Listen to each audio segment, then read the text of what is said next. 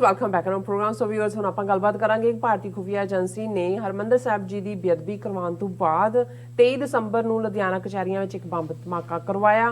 ਹੁਣ ਇਸ ਬੰਬ ਧਮਾਕੇ ਨੂੰ ਡਾਇਸਪੋਰਾ ਸਿੱਖਾਂ ਨਾਲ ਜੋੜ ਕੇ ਜਰਮਨ ਵਿੱਚ ਇੱਕ ਖਾਲਿਸਤਾਨੀ ਐਕਟਿਵਿਸਟ ਜਸਵਿੰਦਰ ਸਿੰਘ ਮੁਲਤਾਨੀ ਨੂੰ ਗ੍ਰਿਫਤਾਰ ਕਰਵਾਇਆ ਗਿਆ ਹੈ। ਸੋ ਜ਼ਾਹਿਰ ਹੈ ਕਿ ਖਾਲਿਸਤਾਨੀ ਲਹਿਰ ਤੋਂ ਘਬਰਾਈ ਹੋਈ ਭਾਰਤ ਸਰਕਾਰ ਪੰਜਾਬ ਵਿੱਚ ਅਮਨ ਚੈਨ ਭੰਗ ਕਰਨ ਦੇ ਨਾਲ ਖਾਲਿਸਤਾਨ ਦੀ ਮੂਵਮੈਂਟ ਨੂੰ ਇੰਟਰਨੈਸ਼ਨਲ ਲੈਵਲ ਤੇ ਬਦਨਾਮ ਕਰਨ ਦੀ ਜਿਹੜੀ ਹੈ ਕੋਸ਼ਿਸ਼ ਕਰ ਰਹੀ ਹੈ। ਇਸ ਨੂੰ ਦਹਿਸ਼ਤਗਰਦੀ ਨਾਲ ਜੋੜਿਆ ਜਾ ਰਿਹਾ। ਸੋ ਇਸ ਬਾਰੇ ਆਪਾਂ ਗੱਲਬਾਤ ਕਰਨ ਜਾ ਰਹੇ ਹਾਂ। ਸੋ ਅਸੀਂ ਚਾਹਾਂਗੇ ਕਿ ਤੁਸੀਂ ਨਾਲ ਇਸੇ ਤਰ੍ਹਾਂ ਬਣੇ ਰਹਿਣਾ। ਦੇਖਣ ਸੁਣਨੇ ਲਿਖਣ ਲਈ ਤੁਹਾਡਾ ਸਭ ਦਾ ਬਹੁਤ ਸ਼ੁਕਰੀਆ ਜੀ। ਡਾਕਟਰ ਸਾਹਿਬ, ਕੀ ਵਿਚਾਰਾਂ ਨੇ ਇਸ ਮੁੱਦੇ ਬਾਰੇ?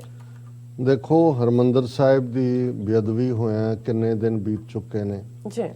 2015 ਚ ਬੁਰਜ ਜਵਾਰ ਸਿੰਘ ਵਾਲਾ, ਬਰਗਾੜੀ, ਬਹਿਬਲ ਕਲਾਂ, ਕੋਟ ਕਪੂਰਾ ਵਾਕਿਆ ਨੂੰ 7 ਸਾਲ ਬੀਤ ਚੁੱਕੇ ਨੇ ਲਗਭਗ। ਕੋਈ ਦੋਸ਼ੀ ਸਾਹਮਣੇ ਨਹੀਂ ਆਏ।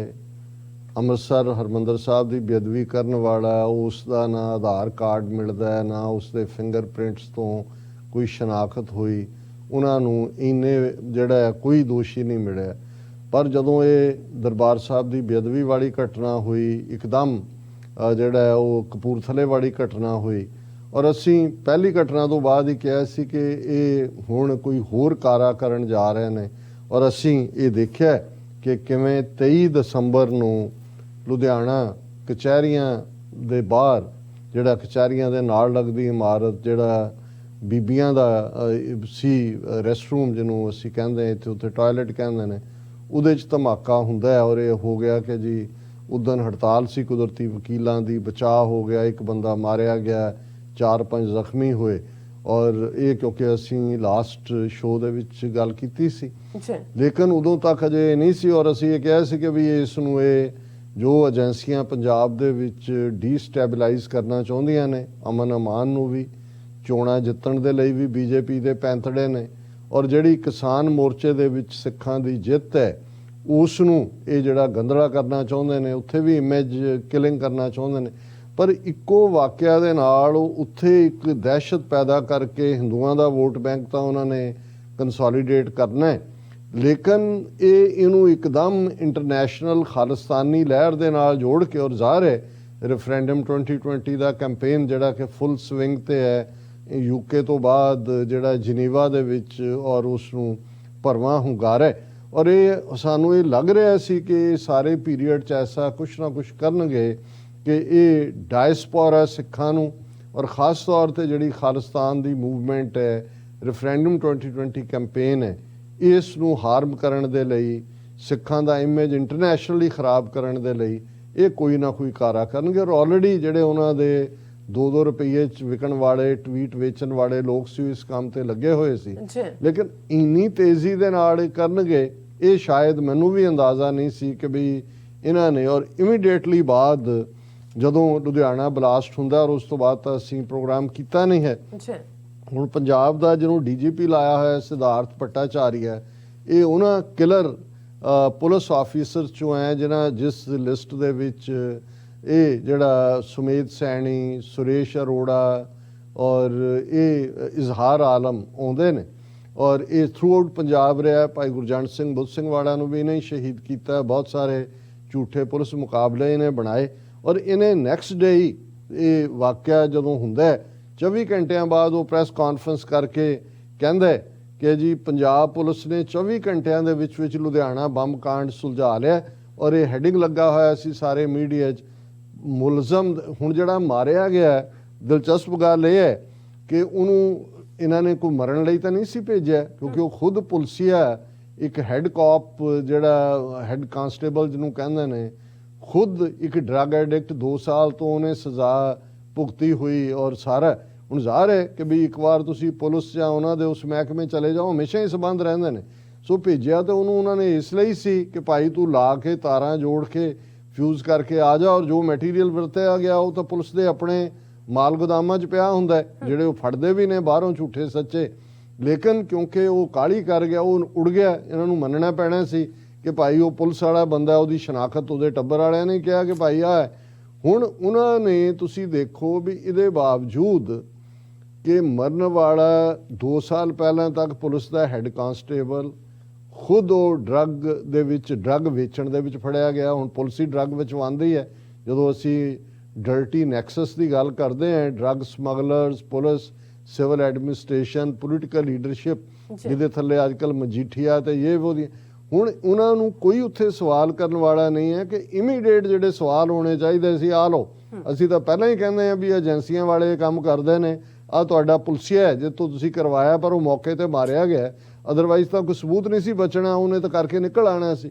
ਲੇਕਿਨ ਤੁਸੀਂ ਇਹਨਾਂ ਦੀ ਬੇਸ਼ਰਮੀ ਔਰ ਝੂਠ ਦੀ ਹੱਦ ਦੇਖੋ ਕਿ ਉਹ ਭੱਟਾਚਾਰੀਆ ਜਿਹੜਾ ਉਹ ਜਰਨਲਿਸਟ ਨੂੰ ਸੱਦ ਕੇ ਪ੍ਰੈਸ ਕਾਨਫਰੰਸ ਕਰਕੇ ਕਹਿ ਰਿਹਾ ਕਿ ਵੀ ਮੈਂ ਜਦੋਂ ਤੋਂ ਪੰਜਾਬ ਪੁਲਿਸ ਦੀਆਂ ਸੇਵਾਵਾਂ ਨਿਭਾਉਣੀਆਂ ਸ਼ੁਰੂ ਕੀਤੀਆਂ, ਉਹ ਉਸ ਵੇਲੇ ਕੇਵਲ ਦਹਿਸ਼ਤਗਰਦੀ ਦੀ ਚੁਣੌਤੀ, ਇਹ ਮੰਨ ਗਿਆ ਕਿ ਵੀ ਮੈਂ ਇਹ ਤਾਂ ਕਿ ਉਸ ਦੌਰ 'ਚ ਮੇਰਾ ਕੀ ਰੋਲ ਰਿਹਾ, ਪਰ ਅੱਜ ਮਾਫੀਆ, ਨਸ਼ਾ ਤਸਕਰ ਤੇ ਗੈਰ ਸਮਾਜੀ ਤੱਤਾਂ ਦਾ ਮਿਸ਼ਰਣ ਅੱਤਵਾਦ ਤੋਂ ਵੀ ਵੱਡੀ ਚੁਣੌਤੀ ਬਣ ਕੇ ਹੁਣ ਬਿਗਸ, ਕਿਉਂਕਿ ਆਉਣ ਵਾਲੇ ਦਿਨਾਂ ਜਿਹਨਾਂ ਨੇ ਹੋਰ ਮੁੰਡੇ ਮਾਰਨੇ ਨੇ, ਔਰ ਆਲਰੇਡੀ ਅਸੀਂ ਦੇਖ ਰਹੇ ਹਾਂ ਕਿ ਇੱਕ ਬੀਬੀ ਮਾਤਾ, ਉਸ ਦੇ ਪੁੱਤਰ, 2 ਹੋਰ, ਔਰ ਉਹ ਪੰਜਾਬ ਦੇ ਵਿੱਚ ਫੜੇ ਨੇ ਕਿ ਜੇ ਇਹਨਾਂ ਕੋਲੋਂ ਇਹ ਫਲਾਣੇ ਬੱਸ ਸਟੈਂਡ ਦੇ ਉੱਤੇ ਰੈਫਰੈਂਡਮ 2020 ਦਾ ਲਿਟਰੇਚਰ ਵੰਡ ਰਹੇ ਸੀ, ਔਰ ਇਹ ਉਹ ਆਲਰੇਡੀ ਫੜੋਫੜੀ ਸ਼ੁਰੂ ਕਰਤੀ, ਔਰ ਆਉਣ ਵਾਲੇ ਇਲੈਕਸ਼ਨ ਦੇ ਦਿਨਾਂ ਤੱਕ ਪਹੁੰਚਦੇ ਆ। ਔਰ ਜਿਨ੍ਹਾਂ ਨੂੰ ਫੜਿਆ ਉਹਨਾਂ 'ਚੋਂ ਇੱਕ ਨੌਜਵਾਨ ਸ਼ਾਇਦ ਗੁਰਜੰਟ ਸਿੰਘ ਜਾਂ ਉਹਨਾਂ ਦਾ ਜਿਹੜਾ ਕਿਸਾਨ ਮੂਵਮੈਂਟ ਦੇ ਵੇਲੇ ਹਰਿਆਣੇ 'ਚ ਜਦੋਂ ਪਾਣੀ ਦੀਆਂ ਬੁਛਾੜਾਂ ਪੈਂਦੀਆਂ ਨੇ, ਉਹ ਸਭ ਤੋਂ ਮੂਹਰੇ ਹੋ ਕੇ ਸੋਹਣਾ ਹੈਂਡਸਮ ਜਿਹੜਾ ਉਹ ਬਾਣੇ 'ਚ ਸਜਿਆ ਸਿੰਘ ਹੈ, ਉਹਨੂੰ ਵੀ ਇਸ ਦੇ ਦੇਸ਼ ਧਰੋਹ ਦੀਆਂ ਧਾਰਾਵਾਂ ਲਾਤੀਆਂ। ਪਰ ਇਹ ਕਹਿ ਰਿਹਾ ਕਿ ਜੀ ਇਹ ਜਿਹੜੇ ਨੇ 24 ਘੰਟੇ 'ਚ ਅਸੀਂ ਇਹ ਹੱਲ ਕਰ ਲਿਆ।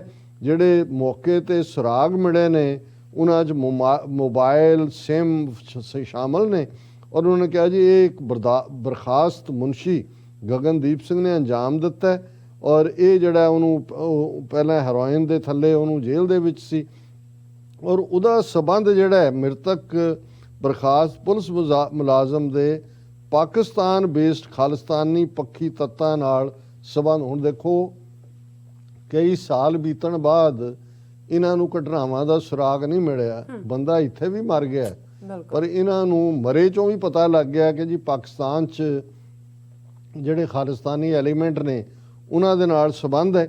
ਔਰ ਉਹਨਾਂ ਨੇ ਕਿਹਾ ਕਿ ਵੀ ਇਹ ਜਿਹੜਾ ਸਾਨੂੰ ਪੰਜਾਬ ਦੇ ਲੋਕ ਖਬਰਾਂ ਦੇਣ ਤਾਂ ਕਿ ਅਸੀਂ ਜਿਹੜੀ ਗੈਂਗਸਟਰ ਔਰ ਅੱਤਵਾਦ ਹੈ ਇਹਨਾਂ ਦੀ ਉਸ ਚੇਨ ਨੂੰ ਤੋੜ ਸਕੀਏ। ਹੁਣ ਜੇ ਤਾਂ ਗੱਲ ਇੱਥੋਂ ਤੱਕ ਰਹਿੰਦੀ, ਇਹ ਤਾਂ ਡਿਜ਼ਾਇਰਡ ਲਾਈਨ ਤਾਂ ਹੀ ਸੀ ਕਿ ਉਹਨਾਂ ਨੇ ਉਹਨੂੰ ਪਾਣਾ ਹੀ ਸੀ, ਖਾਲਿਸਤਾਨ ਦੇ ਖਾਤੇ 'ਚ ਪਾਣਾ ਸੀ, ਫਿਰ ਖਾਲਿਸਤਾਨ ਦੇ ਖਾਤੇ 'ਚ ਪਾਤਾ, ਪਾਕਿਸਤਾਨ ਦੇ ਆਪੇ ਹੀ ਪਾਤਾ, ISI ਨਾਲ ਵੀ ਸੰਬੰਧ ਜੋੜ ਲਓ। ਪਰ ਅੱਜ ਡਿਪਲੋਮੈਟਿਕ ਤੌਰ ਦੇ ਉੱਤੇ ਕਿਵੇਂ ਭਾਰਤੀ ਏਜੰਸੀਆਂ ਨੇ ਬਾਹਰਲੀਆਂ ਹਕੂਮਤਾਂ ਨੂੰ ਵੀ ਗੁੰਮਰਾਹ ਕਰ ਲਿਆ, ਉਸ ਦਾ ਸਬੂਤ ਹੈ ਕਿ ਇਧਰ ਇਹਨਾਂ ਨੇ ਝੂਠੀ ਕਹਾਣੀ ਘੜੀ ਤੇ ਨਾਲ ਦੀ ਨਾਲ ਜਰਮਨ ਦੇ ਵਿੱਚ ਜਸਵਿੰਦਰ ਸਿੰਘ ਮੁਲਤਾਨੀ ਨਾਂ ਦਾ ਸਿੰਘ, ਜਿਹਦਾ ਸੰਬੰਧ ਸਿੱਖਸ ਫਾਰ ਜਸਟਿਸ ਨਾਲ ਦੱਸਿਆ ਜਾਂਦਾ ਹੈ, ਕਿਉਂਕਿ ਮੇਰੀ ਕਿਸੇ ਨਾਲ 1 to 1 ਗੱਲ ਨਹੀਂ ਹੋਈ, ਮੈਂ ਮੀਡੀਆ ਬੇਸਡ ਖਬਰਾਂ ਤੇ ਗੱਲ ਕਰ ਰਹੇ। ਔਰ ਅੱਜ ਉਹਨਾਂ ਦੇ ਮੀਡੀਆ ਨੇ, ਇੰਡੀਅਨ ਮੀਡੀਆ ਨੇ ਪ੍ਰੋਮੀਨੈਂਟਲੀ ਖਬਰ ਲਾਈ ਹੈ ਕਿ ਕੰਸਪੀਰੇਟਰ of Ludhiana court blast arrested in Germany. A top member of Six for Justice were conspiring to bring in more explosives from Pakistan and India. German the police ਨੇ ਅੱਜ ਭਾਰਤੀ ਏਜੰਸੀਆਂ ਦੇ ਕਹਿਣ ਤੇ ਜਸਵਿੰਦਰ ਸਿੰਘ ਮੁਲਤਾਨੀ ਨਾਂ ਦੇ ਸਿੱਖ ਨੂੰ ਗ੍ਰਿਫਤਾਰ ਕੀਤਾ, ਔਰ ਉਹਨੇ ਕਿਹਾ ਜੀ ਕਿ ਇੰਡੀਆ ਨੇ ਉਹ ਸਬੂਤ ਸ਼ੇਅਰ ਕੀਤੇ ਕਾਊਂਟਰ ਟੈਰਰ ਏਜੰਸੀਜ਼ ਦੇ ਨਾਲ ਬਰਲਿਨ ਦੀ ਜਰਮਨੀ ਦੇ ਵਿੱਚ।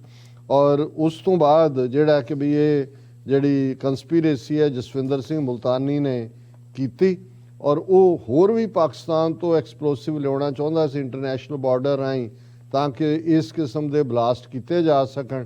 ਔਰ ਇਹ ਜਿਹੜਾ ਮੁਲਤਾਨੀ ਨੇ ਜਿਹੜਾ ਖੇਮ ਕਰਨ ਤੋਂ ਜਿਹੜੇ ਹਥਿਆਰ ਤਰਨਤਾਰਨ ਦੇ ਵਿੱਚ ਆਏ, ਉਹ ਵੀ ਮੁਲਤਾਨੀ ਨੇ ਲਿਆਂਦੇ, ਔਰ ਉਹ ਉੱਥੇ ਬੈਠਾ ਜਰਮਨੀ ਦੇ ਵਿੱਚ ਜਿਹੜਾ ਉਹ ਕੰਸਪਾਇਰ ਕਰ ਰਿਹਾ ਸੀ। ਔਰ ਇਸ ਮੁਲਤਾਨੀ ਦੇ ਪਾਕਿਸਤਾਨ ਦੀ ISI ਨਾਲ ਵੀ ਸੰਬੰਧ ਨੇ, ਔਰ ਇਹ ਜਿਹੜਾ ਸਾਰਾ ਇਸ ਨੂੰ ਕਹਾਣੀ ਦੇ ਨਾਲ ਜੋੜਿਆ ਗਿਆ। ਹਾਲਾਂਕਿ ਮੈਨੂੰ ਇਹ ਲੱਗਦਾ ਹੈ ਕਿ ਵੀ ਇਹ ਜਰਮਨ ਇੰਟੈਲੀਜੈਂਸ ਜਾਂ ਪੁਲਿਸ ਨੇ ਇੱਕ ਵਾਰ ਤਾਂ ਜ਼ਰੂਰ ਉਹਨਾਂ ਦੇ ਕਹਿਣ ਤੇ ਜ਼ਰੂਰ ਕਾਰਵਾਈ ਇਸ ਕਿਸਮ ਦੀ ਕੀਤੀ ਹੋਏਗੀ, ਕਿਉਂਕਿ ਖਬਰ ਹੈ ਜੀ ਫੜੇ ਗਏ। ਲੇਕਿਨ ਉਸ ਦੀ ਅਪੀਲ ਹੋਏਗੀ ਔਰ ਉਹ ਜਰਮਨ ਮੁਲਕ ਹੀ ਹੈ ਜਿਸ ਦੀਆਂ ਅਦਾਲਤਾਂ ਨੇ ਭਾਰਤੀ ਏਜੰਟਾਂ ਨੂੰ ਸਜ਼ਾ ਦਿੱਤੀ ਹੋਈ ਹੈ ਕਿ ਕਿਵੇਂ ਉਹਨਾਂ ਨੇ ਘੁਸਪੈਠ ਕੀਤੀ ਸਿੱਖਾਂ ਦੇ ਸਿਸਟਮ 'ਚ, ਖਾਲਿਸਤਾਨ ਦੇ ਸਿਸਟਮ ਦੇ ਐਕਟਿਵਿਸਟ ਦੇ ਵਿੱਚ, ਕਸ਼ਮੀਰੀਆਂ ਦੇ ਸਿਸਟਮ ਦੇ ਵਿੱਚ, ਔਰ ਉਹਦੇ 'ਚ ਇੱਕ ਹਸਬੈਂਡ ਵਾਈਫ ਨੂੰ ਜਿਹੜੀ ਹੈ ਸਜ਼ਾ ਹੋਈ, ਇੱਕ ਹੋਰ ਉਹਨਾਂ ਨੇ ਫੜਿਆ ਸੀ। ਔਰ ਮੇਰਾ ਖਿਆਲ ਹੈ ਕਿ ਜਿਵੇਂ ਇਹਨਾਂ ਦਾ ਤਾਂ ਜੇ ਉਹ ਜਿਵੇਂ ਜ਼ੋਰ ਚੱਲੇ ਫਿਰ ਤਾਂ ਇਹ ਸਾਰੇ ਹੀ ਡਾਇਸਪੋਰਾ ਨੂੰ, ਸਿੱਖਾਂ ਨੂੰ ਜਿਹੜੇ ਖਾਲਿਸਤਾਨੀ ਐਕਟਿਵਿਸਟ ਨੇ ਉੱਥੇ ਸੱਦਿਆ ਹੁੰਦਾ, ਪਰ ਉਹ ਜਿਵੇਂ ਕਹਿੰਦੇ ਨੇ ਕਿ ਭਾਈ ਉਹ ਕਾਵਾਂ ਦੇ ਕਹਿਣ ਤੇ ਮੱਝਾਂ ਤਾਂ ਨਹੀਂ ਮਰ ਜਾਂਦੀਆਂ, ਉਹ ਤਾਂ ਡੀਕਦੇ ਆ ਨਾ ਕਿ ਭਾਈ ਸਾਨੂੰ ਮਿਲੇ ਕੁਛ। ਔਰ ਇਵੇਂ ਨਹੀਂ ਹੋਏਗਾ। ਜੇ ਪਰਮਜੀਤ ਸਿੰਘ ਪੰਮਾ ਜਿਹਨੂੰ ਪੁਰਤਗਾਲ ਤੋਂ ਇਹ ਵਾਪਸ ਲਿਜਾਣਾ ਚਾਹੁੰਦੇ ਸੀ ਏਜੰਸੀਆਂ, ਪੁਲਿਸ ਵਾਲੇ ਵੀ ਜਾ ਕੇ ਬੈਠੇ ਸੀ, ਅਲਟੀਮੇਟਲੀ ਕੇਸ ਲੜ ਕੇ ਪੁਰਤਗਾਲ ਦੀ ਅਦਾਲਤ ਨੇ ਜਿਹੜਾ ਉਹਨਾਂ ਨੂੰ ਜਾਣ ਦਿੱਤਾ ਔਰ ਉਹ ਇੰਗਲੈਂਡ ਦੇ ਵਿੱਚ ਇਸ ਵੇਲੇ ਮੋਹਰੀ ਰੋਲ ਅਦਾ ਕਰ ਰਹੇ ਨੇ ਇਸ ਸਾਰੀ ਰੈਫਰੈਂਡਮ ਮੁਹਿੰਮ ਦੇ ਵਿੱਚ। ਜਸਵਿੰਦਰ ਸਿੰਘ ਮੁਲਤਾਨੀ ਵੀ ਮੈਂ ਸਮਝਦਾ ਕਿ ਐਕਟਿਵਿਸਟ ਦੇ ਤੌਰ ਤੇ ਅਵੇਅਰਨੈਸ ਪੈਦਾ ਕਰ ਰਹੇ ਹੋਣਗੇ, ਇਹ ਨਿਸ਼ਾਨਾ ਉਹਨਾਂ ਨੇ ਉਹਨਾਂ ਤੇ ਸਾਧਿਆ, ਪਰ ਜਿਉਂ ਹੀ ਇਹ ਜਿਹੜਾ ਚੈਲੰਜ ਹੋਏਗਾ ਉਹਨੂੰ ਵਾਪਸ ਭੇਜਣ ਦੇ ਲਈ ਕਿ ਡਿਪੋਰਟੇਸ਼ਨ ਮੰਗੇਗਾ ਇੰਡੀਆ ਕਿ ਜੀ ਇਹਨੂੰ ਡਿਪੋਰਟ ਕਰੋ ਜੀ ਜਾਂ ਐਕਸਟ੍ਰਾਡਾਈਟ, ਹੁਣ ਪਤਾ ਨਹੀਂ ਇਹਦਾ ਜਸਵਿੰਦਰ ਸਿੰਘ ਮੁਲਤਾਨੀ ਦਾ ਉੱਥੇ ਲੀਗਲ ਸਟੇਟਸ ਕੀ ਹੈ, ਪਰ ਜ਼ਾਹਰ ਹੈ ਸਿੱਖਸ ਫਾਰ ਜਸਟਿਸ ਇਸ ਕੇਸ ਨੂੰ ਉੱਥੇ ਲੜਨਗੇ, ਬਾਕੀਆਂ ਨੂੰ ਵੀ ਮਦਦ ਕਰਨੀ ਬਣਦੀ ਹੈ ਤਾਂ ਕਿ ਇਹ ਜਿਹੜਾ ਭਾਰਤੀ ਏਜੰਸੀਆਂ ਸਮਝਦੀਆਂ ਨੇ ਕਿ ਬਾਹਰਲੇ ਸਿੱਖਾਂ ਨੂੰ ਇਸ ਕਿਸਮ ਦੇ ਝੂਠੇ ਕੇਸਾਂ 'ਚ ਉਲਝਾ ਕੇ ਉਹ ਜਿਹੜਾ ਇਸ ਆਵਾਜ਼ ਨੂੰ ਬੰਦ ਕਰਵਾ ਸਕਦੇ ਨੇ, ਕਿਸੇ ਭੁਲੇਖੇ 'ਚ ਨਾ ਰਹਿਣ। ਜਦੋਂ ਅਸੀਂ ਇਸ ਪੰਦਰਵਾੜੇ 'ਚੋਂ ਗੁਜ਼ਰ ਰਹੇ ਹਾਂ ਕਿ ਆਪਣੇ ਸਿਰਾਂ ਦੇ ਨਜ਼ਰਾਨੇ ਭੇਟ ਕੀਤੇ ਨੇ ਸਿੱਖਾਂ ਨੇ, ਗੁਰੂ ਦੇ ਸੱਚ, ਹੱਕ, ਇਨਸਾਫ ਦੇ ਰਸਤੇ ਤੇ ਚੱਲਦੇ ਆ, ਤੇ ਫਿਰ ਡਾਇਸਪੋਰਾ 6 ਮਿਲੀਅਨ ਤੋਂ ਜ਼ਿਆਦਾ ਜਿਹੜੇ ਸਿੱਖ ਨੇ ਉਹ ਖਾਲਿਸਤਾਨ ਲਈ ਵਚਨਬੱਧ ਨੇ ਔਰ ਇਹਨਾਂ ਨੂੰ ਮੂੰਹ ਪਰਨੇ ਡਿੱਗਣਾ ਪਏਗਾ। ਪਰ ਅਸੀਂ ਆਪਣੇ ਲੋਕਾਂ ਨੂੰ ਜ਼ਰੂਰ ਦੱਸਣਾ ਚਾਹੁੰਦੇ ਹਾਂ ਕਿ ਭਾਈ ਗੁਰੂ ਗ੍ਰੰਥ ਸਾਹਿਬ ਦੀ ਬੇਅਦਬੀ ਦੇ ਲਈ ਜ਼ਿੰਮੇਵਾਰਾਂ ਨੂੰ ਪਿਛਲੇ 7 ਸਾਲ ਤੋਂ ਕੋਈ ਸਜ਼ਾ ਨਹੀਂ ਹੈ। ਦਰਬਾਰ ਸਾਹਿਬ ਦੀ ਬੇਅਦਬੀ ਹੋਇਆ ਵੀ ਹਫ਼ਤੇ ਬੀਤ ਗਏ ਨੇ, ਕੋਈ ਸ਼ਨਾਖਤ ਨਹੀਂ ਬੰਦਾ ਕੌਣ ਹੈ। ਔਰ ਇੱਥੇ 24 ਘੰਟਿਆਂ ਦੇ ਵਿੱਚ ਇਸ ਸਿਧਾਰਥ ਚਟੋਪਧਿਆਏ ਨੂੰ ਇਹ ਲੱਭ ਪਿਆ ਕਿ ਜੀ ਸਬੰਧ ISI ਨਾਲ ਨੇ, ਖਾਲਿਸਤਾਨੀਆਂ ਦੇ ਨੇ, ਦੂਜੇ ਨੇ, ਔਰ ਅਗਲੇ ਜਿਹੜਾ 48 ਘੰਟੇ ਦੇ ਵਿੱਚ ਜਰਮਨ 'ਚ ਉਹਨਾਂ ਨੇ ਜਿਹੜਾ ਜਸਵਿੰਦਰ ਸਿੰਘ ਮੁਲਤਾਨੀ ਨੂੰ ਅਰੈਸਟ ਕਰਵਾ ਦਿੱਤਾ ਇੰਟੈਲੀਜੈਂਸ ਸ਼ੇਅਰਿੰਗ ਕਰਕੇ। ਜੇ ਇੰਨੀ ਫਾਸਟ ਇਹਨਾਂ ਦਾ ਕੰਮ ਚੱਲ ਰਿਹਾ ਹੈ ਤਾਂ ਕਾਸ਼ ਇਹ ਫਾਸਟਨੈਸ ਜੇ ਇਹਨਾਂ ਨੇ ਉੱਥੇ ਦਿਖਾਈ ਹੁੰਦੀ ਤਾਂ ਫਿਰ ਉਹ ਸਿਚੁਏਸ਼ਨ ਨਾ ਪੈਦਾ ਹੁੰਦੀ ਕਿ ਅੱਜ ਸਿੱਖਾਂ ਨੂੰ ਕਾਨੂੰਨ ਆਪਣੇ ਹੱਥਾਂ 'ਚ ਲੈ ਕੇ ਗੁਰੂ ਗ੍ਰੰਥ ਸਾਹਿਬ ਦੀ ਬੇਅਦਬੀ ਕਰਨ ਵਾਲਿਆਂ ਨੂੰ ਸਜ਼ਾ ਯਾਫਤਾ ਕਰਨਾ ਪਏ। ਬਿਲਕੁਲ ਸਭ ਤੁਸੀਂ ਸਹੀ ਕਿਹਾ। ਸੋ ਇੱਥੇ ਲੈਣੇ ਬ੍ਰੇਕ। ਵਿਊਅਰਸ ਤੁਸੀਂ ਇਸੇ ਤਰ੍ਹਾਂ ਹੀ ਬਣੇ ਰਹਿਣਾ, ਮਿਲਦੇ ਹਾਂ ਛੋਟੇ ਜਿਹੇ ਬ੍ਰੇਕ ਤੋਂ ਬਾਅਦ।